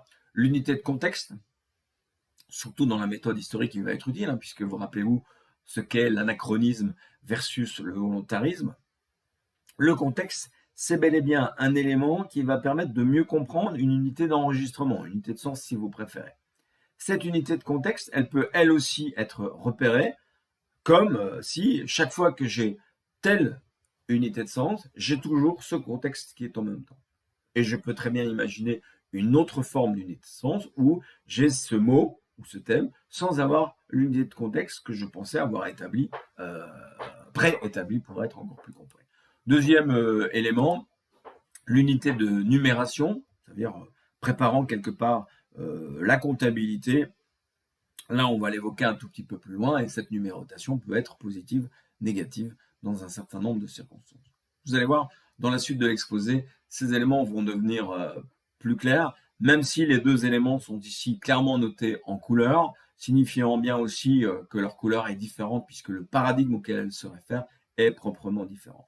Dans une méthode clinique, par exemple, tous les mots vont être sujets à devenir une unité de sens, ou en tout cas ne vont pas être trop vite abandonnés. Par contre, dans le thème, on est très vite à mettre tout dans le même sac et vous allez voir que la notion de sac ou de boîte va très rapidement revenir. Oui, j'ai oublié de vous dire que l'unité de numération ne sera pas une unité d'enregistrement, elle permet juste du repérage. On verra ça de manière encore plus claire avec les règles de numération qui sont cette deuxième étape. J'ai décidé que c'est tel élément qui va être mon unité de sens. Ces unités de sens, je vais pouvoir donc les dénombrer. Puisque j'ai tout découpé, je vais pouvoir dénombrer tantôt un certain nombre de mots, tantôt un certain nombre de thèmes. Ces règles d'énumération vont donc déterminer la manière dont je vais compter. Ben oui, rappelez-vous, nous sommes en méthode, il y a entre autres la reproductibilité des résultats. Comment permettre cette reproductibilité si je ne livre pas la façon dont j'ai élaboré ma recherche? Prenons un exemple. Alors, il est très théorique, mon exemple, vous l'aurez bien compris, puisque derrière ces lettres, on peut imaginer beaucoup de choses. Imaginons que j'ai extrait un certain nombre d'unités de sens, alors c'est très probablement des thèmes ou des mots, ça pourrait être possible aussi face par exemple à une question ouverte. J'ai relevé dans la réponse d'un individu A, D, A, E, A, B. Vous dites c'est quoi? Eh bien, c'est des unités de sens. Peu importe que ce soit un mot ou un thème, ça revient peu de surprise au même. Qu'est-ce que je peux repérer uniquement par la manière de compter à l'intérieur de cette réponse A, D, A, E, A, B? Eh bien, je peux déjà constater que les items, puisqu'on a aussi appelé unité de sens item précédemment, deux items sont absents, C et F. Inévitablement, A, B, C, D, E, F étaient des unités de sens préétablies. Je m'attendais à voir du C et du F, mais chez cet individu, c'est absent. Qu'est-ce que cela veut dire? Qu'est-ce que cela voudra dire? Puisque cela se fera dans une certaine étape à venir. Deuxième manière de compter, la fréquence. Alors, on a étudié ça en statistique. On a une sorte de, comment dirais-je, de prénotion sur la fréquence que au plus une notion, un item va se répéter, au plus cet item est important. Ben, c'est quelque part un postulat, ce que je viens d'énoncer, mais quelque part, il doit être nuancé aussi. Est-ce que l'individu me dit A parce qu'il ne peut pas évoquer B, C, D, A, B, enfin bref, toute la liste, parce qu'il n'en a pas conscience ou parce qu'il se refuse à l'énoncer? Donc, vous voyez quand même que c'est quelque chose de relativement délicat. Au plus vous allez mettre en valeur la fréquence d'un mot ou d'un groupe de mots, si vous êtes dans le thématique, inévitablement, vous êtes dans l'univers quantitatif, bien entendu. Il y a aussi une difficulté quand les unités de sens ne sont pas strictement équivalentes, ça veut dire que ce n'est pas le même mot. Il faudra aussi imaginer des conditions, des règles tant qu'à leur équivalence. Je prends souvent, pour bien me faire comprendre là, stress, anxiété, angoisse, peur. Voilà 4 mots qui sont éminemment différents si je choisis le mot comme unité de sens. Par contre, si je suis dans une approche plus thématique, je peux imaginer que ces 4 mots sont strictement identiques et compter 4 au lieu de compter 1, 1, 1, 1, 1. Vous voyez la nuance que instaure quelque part la fréquence.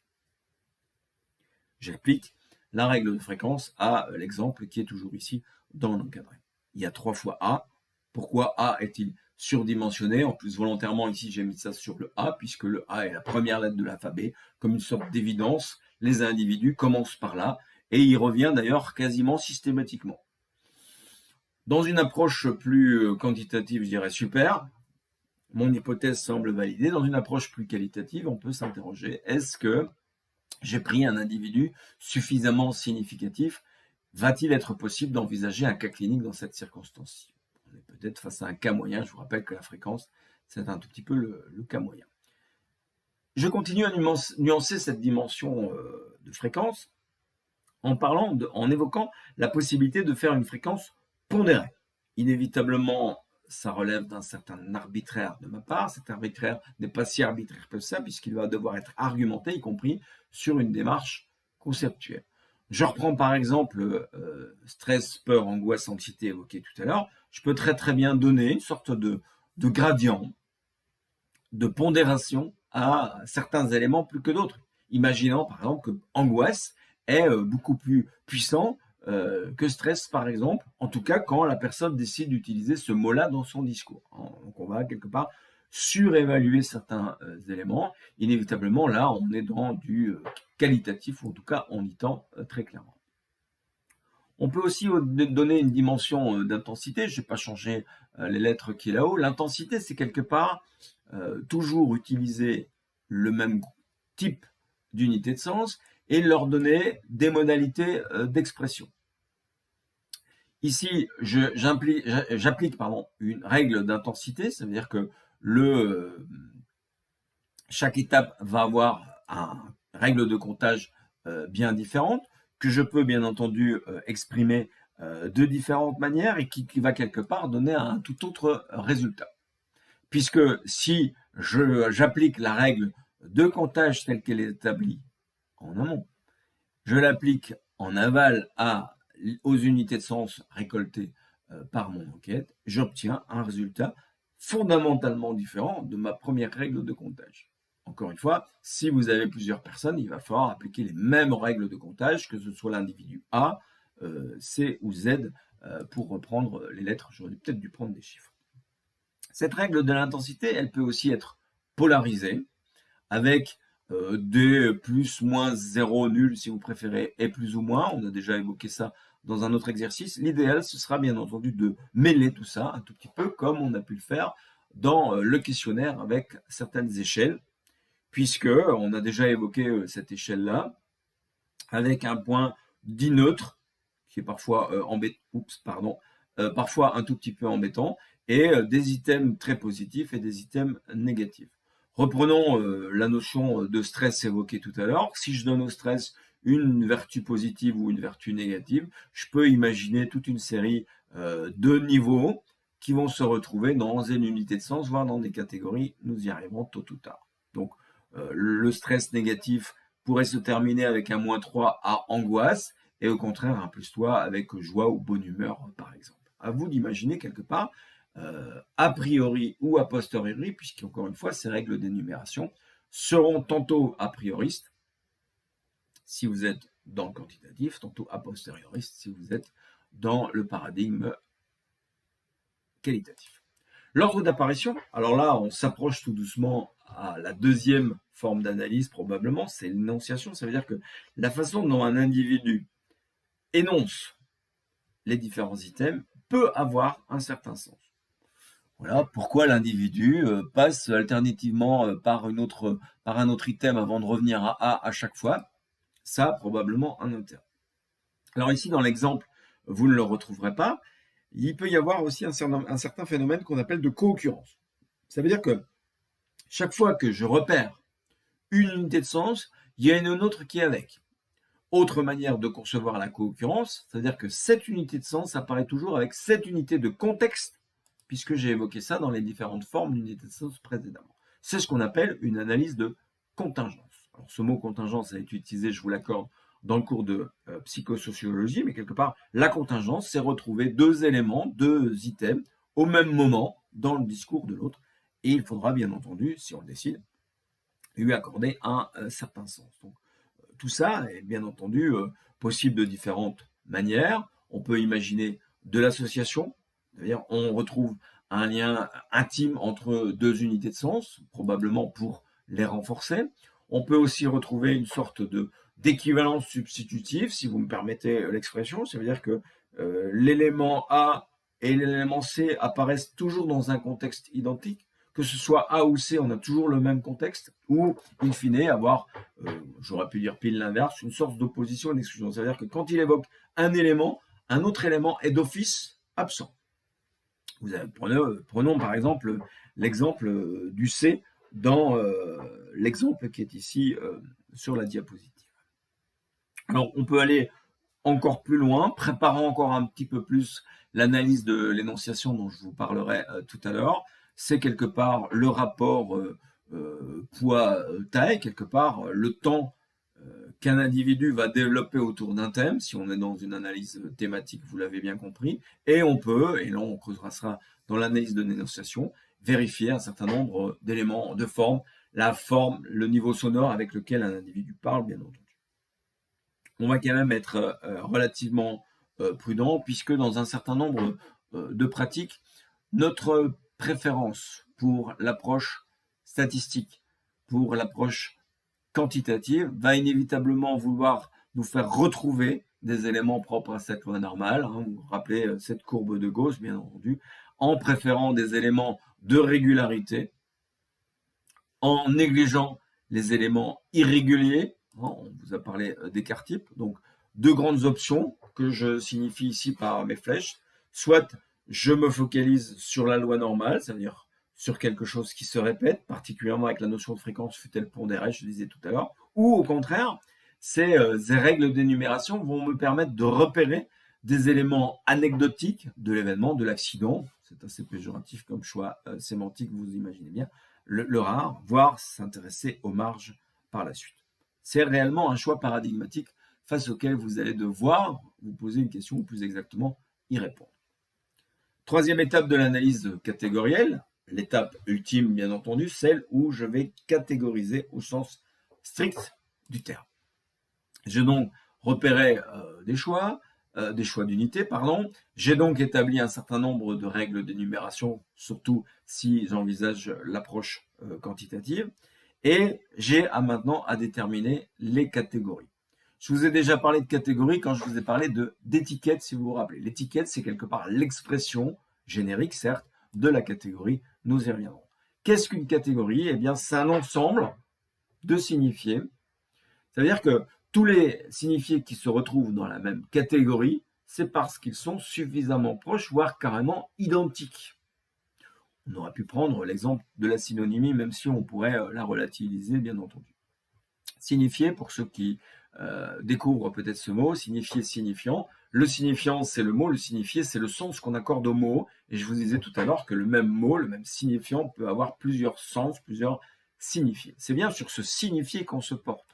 c'est bien sur le sens des mots que j'utilise. Et donc, inévitablement, je vais regrouper dans cette catégorie des unités de sens qui peuvent être apparemment différentes, mais que je décide d'apparenter, puisque c'est un mot qu'on a déjà utilisé. Cette catégorie va donc bénéficier d'une étiquette, d'un titre, qui peut soit être générique, c'est-à-dire je confère une sorte de générique, et là c'est la marque de fabrique, d'une approche très thématique, ou au contraire, j'ai un certain nombre de catégories qui me sont venues par ma démarche conceptuelle, par les attendus. Je vous ai promis en reparler, bien entendu. Et quelque part, c'est pas sur tout contenu en vrac que va se livrer l'interprétation, c'est bel et bien sur ces catégories. Donc, à la fin de l'analyse de contenu, je vais me retrouver face à un certain nombre de catégories, y compris derrière les catégories, il y aura un chiffre d'occurrence, puisque j'ai utilisé le mot juste avant, et c'est sur ces catégories-là que le travail d'interprétation va pouvoir se faire. Donc, ce n'est pas sur le contenu, c'est sur le résultat de l'analyse de contenu que le travail d'interprétation va pouvoir se faire. Je reviens un tout petit peu en arrière sur l'élaboration de ces catégories. Et j'ai déjà soulevé le problème, vous allez voir apparaître, un dessin que j'ai déjà utilisé tout à l'heure. Deux grandes options. Soit j'ai les boîtes qui sont prédéterminées, qui sont construites en amont. Nous sommes donc plutôt quantitatifs. Ces boîtes peuvent être bien entendu étiquetées. Mais si je me retrouve face à un grand volume d'unités de sens, je peux très bien rapidement distribuer dans des boîtes un certain nombre d'unités de sens, mais je peux aussi me retrouver avec des unités de sens qui ne se retrouvent dans aucune boîte. Alors là, je peux imaginer une boîte supplémentaire, la poubelle, comme on le dit. C'est bien entendu pas l'option la plus utile puisqu'elle peut être la marque d'un trop fort réductionnisme, mais si c'est la méthode expérimentale, pourquoi pas? Mais on sait très bien que l'analyse de contenu n'est pas le choix électif pour l'analyse de contenu. Donc je vais établir des tas qui sont quelque part des lieux d'attente, et inévitablement le tas va progressivement former une boîte. Mais pourquoi c'est pas encore une boîte? Parce que si la boîte a une étiquette, le tas pourra avoir probablement une étiquette, mais de toute façon a posteriori. Cet tas sert quelque part de liste d'attente. Je ne sais pas quoi en faire, et pour ceux qui font des puzzles, par exemple, c'est bien entendu on vide la boîte, mais c'est pas ça que je veux dire. L'approche par les boîtes, c'est ben voilà, je sais que ça c'est déjà là, c'est déjà là, c'est déjà là, c'est déjà là. J'ai des pièces, je sais pas trop, mais je fais des tas en attente. Et je peux très bien imaginer que les tas en attente du puzzle, ben ça je pense que c'est plutôt une pièce pour en haut, pour le bas, pour la gauche ou pour la droite du puzzle, on s'imagine très bien. L'enjeu, bien entendu, c'est de repérer si c'est une boîte, elle a été imaginée, prédéterminée pour être encore plus claire, elle est donc de l'ordre de l'attendu. L'état, que je décide de conserver ou pas d'ailleurs, sont de l'ordre de l'inattendu. Je disais juste avant que le néo-matériel va servir de base à l'interprétation. Inévitablement, si mon interprétation se focalise sur les attendus, je suis dans le paradigme quantitatif. Si au contraire l'attendu me permet de repérer des choses auxquelles je ne m'attendais pas, et ce sont plus l'état, voire même la poubelle qui m'intéresse, comme je le disais tout à l'heure, je me focalise quelque part plus, voire exclusivement, comme le feront certains, sur les inattendus, et là je suis dans une démarche, une approche beaucoup plus qualitative, voire même hautement qualitative. Revenons, et ce sont des choses que l'on a déjà abordées, quels sont les critères de ces catégories? Première, et nous avons déjà vu ça dans les modalités de réponse à une question fermée, pardon.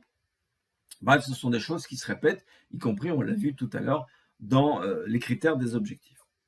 Premier élément, l'exclusion mutuelle. Ça veut dire qu'une unité d'enregistrement ne peut pas être mise dans plusieurs catégories. C'est pas possible. Parce que sinon, cette unité de sens qui est unique va être comptabilisée plusieurs fois. Normalement, si vous faites un mot, et je me souviens de l'avoir appliqué, d'avoir vu appliquer sans pour autant l'avoir suggéré certains étudiants, pouvoir réellement découper et de se dire si c'est un mot, je ne peux pas le mettre dans deux boîtes à la fois. Sinon, quelque part, c'est transgresser une règle de la méthode et être peu méthodologique. Donc, l'exclusion mutuelle comme premier élément. L'homogénéité, c'est quelque part se retrouver face à des catégories homogènes entre elles. Une dimension à la fois est exprimée par la catégorie. Je pourrais reprendre l'exemple avec le stress, la peur, l'angoisse et l'anxiété évoqués tout à l'heure. ce degré d'homogénéité, vous devez quelque part l'assumer et l'assumer pas gratuitement, toujours en cohérence, congruence avec vos autres choix méthodologiques et particulièrement paradigmatiques. L'exhaustivité, alors oui et non, c'est sûr que si je suis dans une approche très clinique, donc hautement qualitative, je vais vouloir épuiser quelque part le contenu de celui qui valide et faire rentrer toute une série de choses dans mes catégories, mais aussi avoir, et c'est probablement l'enjeu de la méthode clinique, avoir plus de tas que de boîtes, plus d'inattendus que d'attendus. Parce que si au décours d'une méthode clinique, vous n'avez que des attendus, ceci n'était donc pas une méthode clinique. Allez donc chercher les raisons de cela. Dernier élément, ou avant-dernier en tout cas, la pertinence. Inévitablement, c'est d'ailleurs plus compréhensible avec une méthode quantitative. Si mes catégories ne sont pas pertinentes a priori, eh bien, elles vont se retrouver vides ou quasiment vides à la fin de l'exploitation du contenu. Et donc, c'est pas très très intéressant. Et là, j'utilise volontairement deux mots. Si vous retournez dans votre balise epsilon, vous allez comprendre l'intérêt de ces deux mots, mais je vais quand même vous le signifier. Si je parle d'exhaustivité, c'est probablement que j'utilise l'analyse de contenu dans une approche quantitative, avec des règles de comptabilité très très poussées qui vont quelque part produire ce néomatériel exprimé par des quantités, des chiffres si vous préférez, donc une approche très très proche, c'est le cas de le dire, de la statistique, ou au contraire une option de fidélité. Alors là, on est dans un univers qualitatif, voire même carrément clinique, où je veux rester le plus fidèle par rapport aux mots et donc quelque part à la subjectivité de l'individu. Je vous parlais de l'approche biographique de cette méthode dite clinique. On avance progressivement puisque on a quelque part passé en revue les différents critères, les différentes étapes aussi de l'analyse catégorielle qui est quelque part le premier niveau. Alors déjà, pratiquer une analyse catégorielle, c'est quelque chose qui nécessite une certaine énergie, au moins 2 niveaux de lecture, une organisation avec des boîtes, voire des tas, selon les options retenues. Si je continue à pousser un tout petit peu le bouchon plus loin, j'arrive à ce qu'on appelle l'analyse de l'énonciation. Donc, dans l'analyse catégorielle, je m'intéresse aux unités de sens. Ici, je vais m'intéresser à la manière dont ces unités de sens sont organisées entre elles. S'intéresser à l'énonciation, c'est s'intéresser à la syntaxe, j'aurais pu dire, ça veut dire à l'articulation des éléments des discours. Et cette articulation, vous avez vu mes mains se contrebalancer, elle a elle aussi un sens. La manière, la logique poursuivie par le discours de l'autre, la façon dont il amène les éléments a un certain sens et on va voir qu'on peut même y retrouver plusieurs niveaux. Inévitablement, cette analyse de l'énonciation, elle ne peut pas se porter sur, par exemple, les réponses à une question ouverte dans un questionnaire. Inévitablement, l'énonciation, elle va être possible dans des entretiens semi-directifs et encore plus dans les entretiens non directifs libres. Voilà pourquoi, juste avant de basculer, je vous parlais de la méthode clinique. Au plus la méthode est qualitative, au plus l'analyse va aller au plus loin, ça veut dire jusqu'au 3e niveau. Ici, nous ne sommes qu'au 2e niveau, bien entendu. Au-delà de la donnée, oserais-je dire, brute d'un mot, d'un groupe de mots, voire même d'une phrase, ou d'un thème si on est là, mais le thème, on va pas pouvoir aller très très loin dans l'énonciation, ça je vous le dis déjà, c'est que la parole est bien un processus. Je vous parlais d'un discours qui s'élabore dans la construction, qui est perlocutoire, pour reprendre un mot utilisé tout à l'heure, on est bien face à un processus. Alors ce processus est à la fois mêlé de spontanéité, mais aussi de contraintes, puisque vous avez posé un cadre, vous avez déterminé une problématique, un contexte aussi dans lequel c'est possible ou pas, vous allez plus ou moins intervenir selon le type d'entretien auquel vous vous destinez, bien entendu. Le reste, c'est la part de spontanéité que vous allez clairement organiser, surtout dans les entretiens non directifs. Le mot est encore noté. Rappelez-vous que quelqu'un qui parle, comme moi je suis occupé de parler, même si j'ai certaines bases pour parler, bien entendu, je construis mon discours et vous m'avez entendu quelquefois hésiter. Je viens d'ailleurs de le faire et c'était même pas fait exprès, je vous rassure. L'analyse de contenu, c'est quelque part essayer de retrouver, j'ai bien dit essayer, chez quelqu'un qui parle ou qui a écrit, la structure de son discours en se disant, tiens, est-ce que cette structure me dit quelque chose de plus ou de moins, d'ambivalent, de conflictuel, va quelque part souligner la part d'inconscient ou pas du locuteur. Cette part d'inconscience, s'il la maîtrise, eh bien, il va inévitablement avoir un discours très structuré.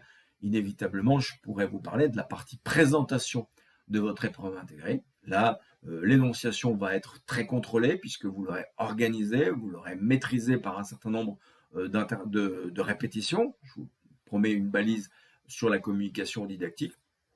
Et l'autre partie de votre présentation, le débat quelque part, où là, l'énonciation va être plus hésitante probablement, et c'est normal, plus ambivalent, pourquoi pas, et laissez-vous aussi parfois mener par tout ça, même si vous avez votre capacité, et on a cultivé ça pendant un certain nombre d'années, voire même parfois un petit peu plus. L'analyse de l'énonciation, c'est quelque part quelque chose de beaucoup plus dynamique. Si on pouvait imaginer dans l'analyse catégorielle qui a précédé un certain nombre d'éléments mécaniques, hein, avec ces fréquences, cette comptabilité, cette polarisation évoquée tout à l'heure, ici on est quelque chose de beaucoup plus dynamique, et donc inévitablement quelque chose de plus subjectif ou subjectivant en tout cas. Et donc la prudence va être de rigueur. Je décompose les différentes possibilités, différentes approches qui vont s'intéresser au-delà du contenu sémantique, ça veut dire au-delà des seuls mots, quels sont les liens, les articulations, on peut le dire. Inévitablement, il nous faut parler de syntaxe. On s'emploie, et vous particulièrement, à organiser de mieux en mieux la structure formelle, parce que cette structure peut donner des signes de rhétorique. La rhétorique, c'est l'art de convaincre, c'est un mot que je vais utiliser dans la capsule vidéo dont je viens de vous promettre, bien entendu. Derrière cette syntaxe, et vous voyez qu'en réalité, plutôt que de faire ça, je devrais faire ça. Ça veut dire que derrière la syntaxe se révèle, ou pas d'ailleurs, une certaine logique dans le discours, y compris avec son degré de réflexion, ça veut dire de préparation, l'articulation des différents éléments. Alors, je ne parle plus à l'intérieur d'un mot, mais bien entendu, les paragraphes entre eux. Rappelez-vous aussi dans la balise delta les éléments, les mots qui permettent d'articuler le discours entre eux. Je vous en avais laissé un certain nombre de choses, mais servez-vous de ça aussi pour faire de l'analyse de l'énonciation. On pourrait aussi réévoquer les concomitants. Tiens, je vous les avais évoqués, j'avais simplement utilisé un autre mot, co-occurrence, mais on est un tout petit peu très proches les uns des autres. Donc ça veut dire que ce sont tous des éléments qui participent à ce que j'appelais, et qui est encore là-haut, la rhétorique, bien entendu. S'il y a de la concomitance ou pas, il y aura bien entendu des éléments qui vont nous intriguer. Tiens, comment ça se fait qu'il arrive sur tel élément? Probablement, il y a un certain nombre d'éléments qui peuvent faire digression à la matière. Ces éléments peuvent être extrêmement utiles pour une analyse à visée qualitative. Des choses qui vont être négligées dans une approche quantitative vont être ici extrêmement communs. Je vous en donne quelques exemples avec des mots sur lesquels on peut revenir, bien entendu. Je vous rappelle qu'il y a une foire en question qui est prévue. Derrière la syntaxe, derrière cette logique, il y a inévitablement un style. Alors, oui, on parle de style d'écriture, romantique, poétique, littéraire, que sais-je encore. Il y a des tas de choses, mais c'est pas un style dans ce sens-là que je veux bien entendu vous préparer. C'est quelque part aussi que la manière dont quelqu'un organise son discours va dire quelque chose de son style. Et vous savez que derrière le style, il y a bien plus que ça, puisqu'on va exprimer un certain nombre de choses. Une phrase que vous avez sans vous entendue, je parlais d'un langage continu et soutenu, eh bien regardez, les deux mots sont là, quelque part, quelqu'un qui a un style contrôlé et soutenu, c'est probablement quelqu'un qui est beaucoup plus s'établi dans son discours, probablement qu'il maîtrise les éléments de ce discours-là. Me dit-il quelque chose? Oui, probablement, qui relève parfois même de son statut sociologique. On aurait pu réévoquer un biais de désirabilité quelque part. Ça peut être utile de repérer ces éléments-là, bien entendu, pour mieux comprendre. In fine, derrière ce style, il y a bien entendu toute une série d'éléments qui ne sont pas directement apparents. Vous l'aurez compris, l'analyse de l'énonciation est une analyse beaucoup plus prudente. Encore plus prudente sera notre troisième niveau. Je fais délibérément cette fois la profondeur, puisque vous l'avez bien compris dans l'analyse de l'énonciation. Là, je vais au-delà du sens des mots dans leurs articulations. Ici, je vais complètement aller encore plus profondément. Je vais m'intéresser à l'expression. Ça veut dire comment l'individu s'exprime, sortir de lui, je disais tout à l'heure. Inévitablement, le type de discours utilisé. La personne qui vous le dit. Ça veut dire, plus exactement, ses caractéristiques identitaires, ses attributs, comme je disais tout à l'heure. Il y a inévitablement une recherche de congruence. Cette recherche de congruence peut forcément être mise à mal ou au contraire être favorisée par le contexte de production, l'environnement dans lequel l'entretien se découle, la problématique, les circonstances de lieu. Retournez voir tout ce qu'on a pu dire dans la balise qui traite de l'entretien. Alors, Cette analyse, qui est probablement une des plus délicates, prudentes, j'aurais pu dire, à mener, nécessite inévitablement un certain nombre de moyens.